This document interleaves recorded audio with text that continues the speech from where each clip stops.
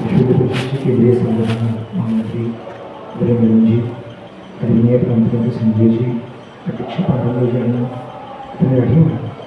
त्यांच्या नेतृत्वात आणि सगळी संत होते एकात्मावरती एकत्र राहून दे सगळे पुढचे संतोचे. मी यापूर्वी भाषणात काय मुद्दे झाले याचा मला अभ्यास विभागाने पाठवला. ऊर्जात असेल, नवजियात असेल, पत्रांतर असेल, भूषाळा असेल, आदरणीय निरली मला गेलं एक मुद्दा मांडला की मुख्यमंत्र्यांनी घोषणा केली तर ग्रहण बंद करण्याची. ते येताना माझे सगळे राजकीय अभ्यास आणि राजकीय चपला बाहेर पडून एक वारकरी होणार द्या प्रत्येक वस्तुस्थिती कळलं म्हणून बोलतो. त्यांनी त्या बैठकीत विषय मांडला होता ग्रहण बंद करण्यात यावं. दुर्दैवानं 2 दिवसानंतर बकरी ईद होती, त्यामुळे त्यांची नियोजित बैठक बकरीची आपल्या बैठकीनंतर होती. त्यामुळे ते भेटले याचा अर्थ त्याला परवानगी दिली असं होत नाही. त्यामुळे आपल्यातली बरीचशी मंडळी बऱ्यापैकी अभ्यास किंवा माहिती न घेता बोलतात आणि आपली आपण एक. त्यामुळे त्याच दिवशी मुख्यमंत्र्यांनी तत्काळ गृहविभागाला त्याने आदेश दिले होते ह्या कत्तल खेळातला क अक्षरसुद्धा देऊन उभं केलं नाही आणि देऊनच नाही तर संपूर्ण महाराष्ट्रात कुठे उभं राहणार नाही. एक पूजनी महाराजांकडून आपण चंद्रभागेचा विषय ऐकला, इथल्या महाराष्ट्रातून आधी गोष्टींचा विषय ऐकला. आदिवर महाराजांना दिल्यांचे 2 विश्वास लेटर मंदिर समितीचे आहे. आपण जर मंदिर समितीच्या लेटरवरती जर दिलं की लक्षावधी भाविकांची मागणी आहे मला वाटतं की शासन निश्चित त्याचा विचार करेल. आदरणीय श्रेष्ठ महाराजांनी परवा विचार करता खूप मोठा मुद्दा त्याला हात घातला. की मुख्यमंत्री एवढे संवेदनशील आहेत की तात्काळ त्याची कारवाईसुद्धा सुरू झाली. आपण कुठेतरी पोहोचायला कमी पडतो. कारण आपल्याकडनं आपण सरकार म्हणून की पक्षीय कुठलं बोलत नाही आहे. अगदी नरेंद्रजी मोदी असतील किंवा मुख्यमंत्री असतील आणि सगळी हिंदुत्वाकरता काम करणारी मंडळी आहे. आपण त्यांनी केलेल्या घोषणांचा किंवा कृतीचा बारकाईने अभ्यास न करता अर्धवट माहितीवरती अधिकाधिक चर्चा करतात. त्यामुळे नेमकं काय कळलं हे लक्षात येत नाही. पण मागच्या 2 वर्षांमध्ये मला सांगायला आनंद वाटतो की किमान 800 ते 1000 गोवंश मी स्वतः व्यक्तिगत वाचवू शकतो.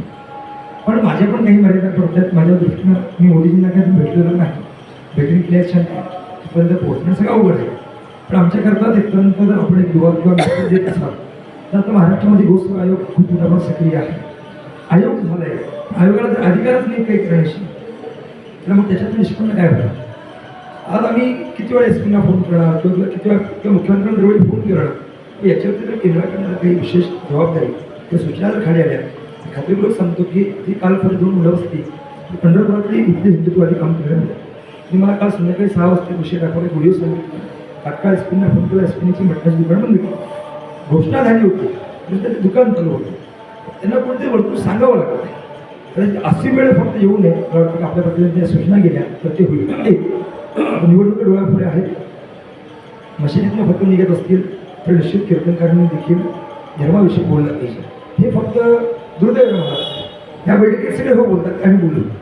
बाहेर गेल्यानंतर मात्र तसं उठताना आपण झोपे झटकतो बाहेर पडतो. तसं इथली भाषा, इथली सभा, इथली भाषण ही सगळी मंडळी इथे तुम्ही निवड का झटकणारे आहेत त्यांनी सुद्धा अंगार लावून घ्या हरकत नाही. पण मग जेव्हा काम करत असतं तेव्हा मात्र कुणीही प्रत्यक्ष समोर येत नाही. हे मी मागच्या विधानसभेच्या काळातही बघितलं. आम्ही कधी कुणालाही आग्रह करत नाही तुम्ही आमच्या उमेदवाराचा प्रचार करा. तुम्ही धर्माकरता तुम्ही बोलला तुम्हाला खात्री आहे तिथे बसलेला एक एक व्यक्ती म्हणजे 10 लाख लोकांचा प्रतिनिधी.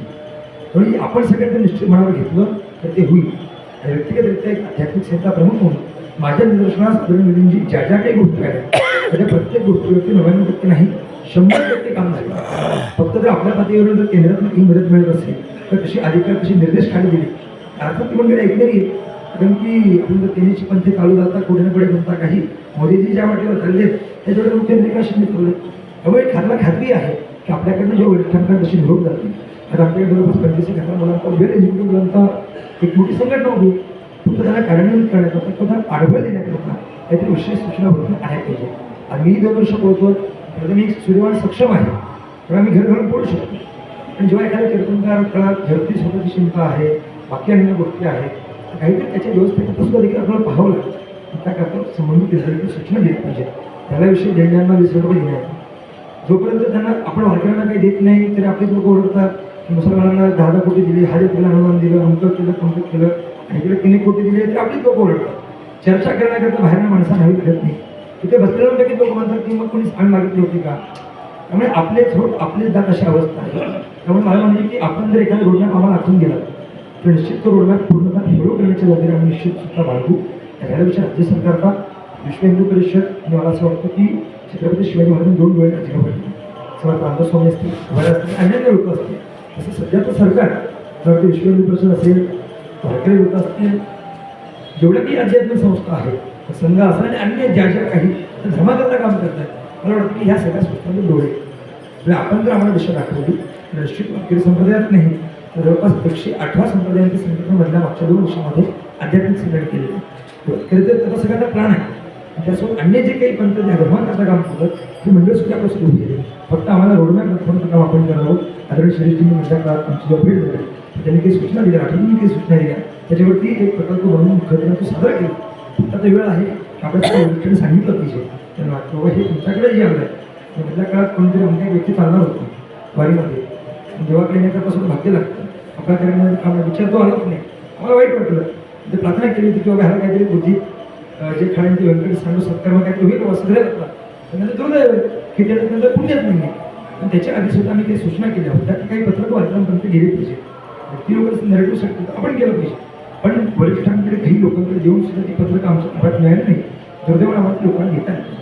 पण ज्यावेळी म्हणजे आपण सारखी मंडळी किंवा देवेंद्रजी असतील, एकनाथ शिंदे असतील, अन्य मंडळी असतील किंवा मोदीजी असतील तर आपण ह्या लोकांना पाठबळ दिलं पाहिजे. यांच्या सूचनांचं पालन ऐकतात सगळे, करत नसल्याचा भाग नाही.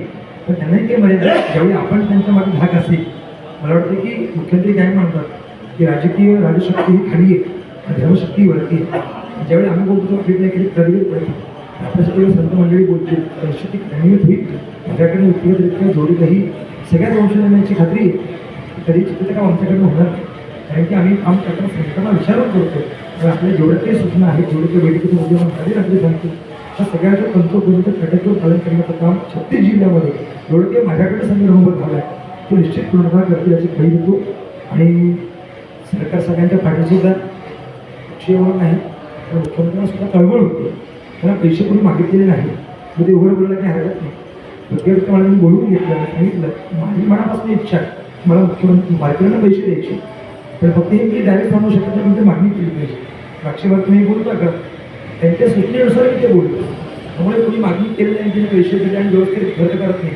जेवढा पैसा लागतो तेवढा सगळा पैसा खर्च झालेला नाही. ह्या वेळेस फरक पडतो हे अतिरिक्त होतो. पण त्याचं घर स्वागत केलं पाहिजे. पण आपल्यातल्यांचे पण आपण स्वभाव बदलले पाहिजे. मग हे कशा करता दिलं ते घ्या त्याला अजून ॲडिशन सांगा. मला वाटतं त्याकरता आपल्यासगळ्या लोकांनी ह्या ज्येष्ठ मंडळाचं सांगितलं पाहिजे की चांगल्या गोष्टीचं स्वागत करा. विसरले की खूप फरक पडणार आहे का? आता 20 होईल, 50 होतील, 1 लाख होतील. साहेब मला दुःख वाटतं सांगायला. त्यांनी सांगितलं असं की ज्या जिल्ह्यात पैसे घेतील त्यांचं सरकार ऑडिट करेल, त्यांची बेहिशोबी मालमत्ता तपासेल. ते कसं होणार आहे? कोण आहे बाहेर नाही का माणसं आपण आपल्याच तिथं. त्यामुळे मला वाटतं की या चर्चासत्रानुसार कदाचित उद्या परवा काही दिवसामध्ये काहीतरी वेगळे बदल घडतील आणि या कधीचं स्वागत होईल. मला खूप खूप संधी दिली धन्यवाद. माफी मागतो सगळ्यांच्या उशिरा आलो मी आधीच्या वेळी घेतला. एक पेशंट आहे सिरियस होता त्या रुग्णालयाच्या व्यवस्थेमध्ये होतो. मला मागवेल तशी एकदा आपल्या सगळ्या नतमस्तक होतो. धन्यवाद. रामकृष्ण हरी आदरणीय भजनजी बोलते आणि त्यानंतर अध्यक्षीय भाषण